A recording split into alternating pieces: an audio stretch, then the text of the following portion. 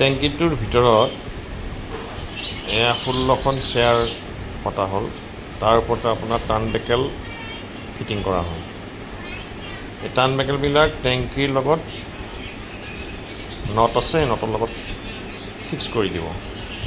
এতিয়া টেংকিটোত বেল লগোৱা হৈছে এয়া হাইড্ৰা আহি থিয় হৈছে আৰু এই হাইড্ৰাখনে টেংকিটো উঠাই তাত বহুৱাব এয়া বহুৱা হ'ল দাঙি লৈ গৈ সেই চেয়াৰ কেইখনত টেংকিটো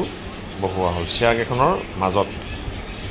চেয়াৰ কেইখনৰ লগত থকা টান বেকেল এই টেংকিৰ সৈতে সংযোগ কৰি দিয়া হ'ল আৰু নাটবোৰ টাইট কৰি দিয়া হ'ল ইয়াৰ পিছতে আপোনালোকৰ কাৰণে আগবঢ়াইছোঁ দ্বিতীয়টো টেংকি ঠিক তেনেকৈ উঠাই কেনে ইয়াতে ৰখা হ'ল যদিও খুব কষ্ট হ'ল যিহেতু চাৰিও চাইডে মাটি ভৰপূৰ হৈ আছিল সেইকাৰণে আমাৰ ৰাতি হৈ গ'ল ৰাতি কি কৰা হ'ল এইটো টেংকিটো এনেকৈ উঠাই আনি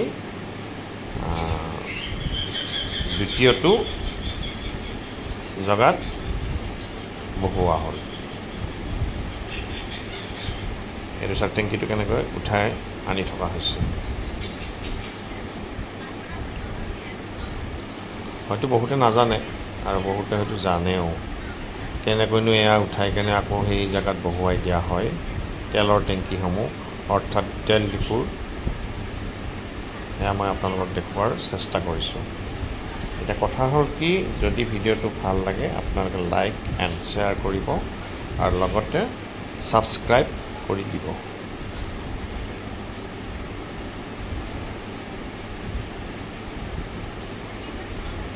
আন্ধাৰ হৈছে আৰু ৰাতিটো তথাপি হেল'জেন লগোৱা আছে তথাপিতো হেল'জেন লগোৱা থাকিলেও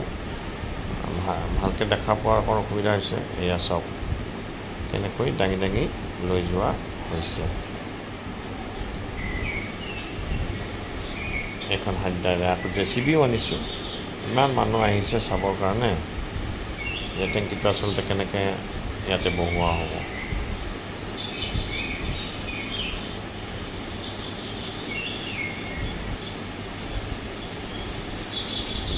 20,000 লিটাৰ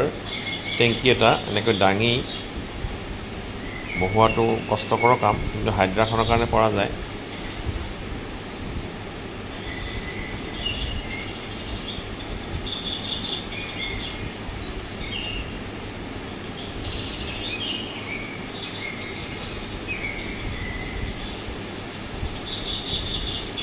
জেচিবিটি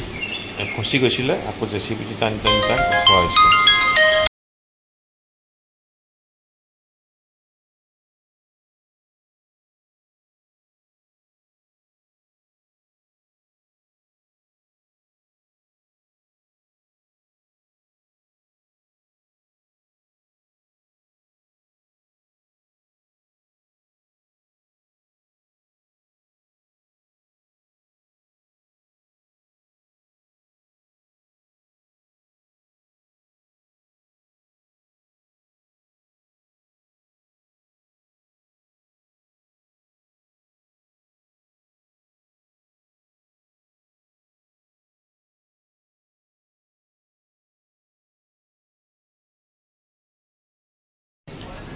ৰাতি এনেকৈ যুঁজবাগৰ কৰি টেংকিটো বহুৱা হ'ল আৰু এয়া চাওক দুইটা টেংকি সুন্দৰভাৱে সেটিং হৈ গ'ল আৰু এতিয়া কালাৰ কৰা হ'ল আৰু 30 তাৰিখে ইয়াতে তেল সোমোৱা হ'ব diesel and petrol thank U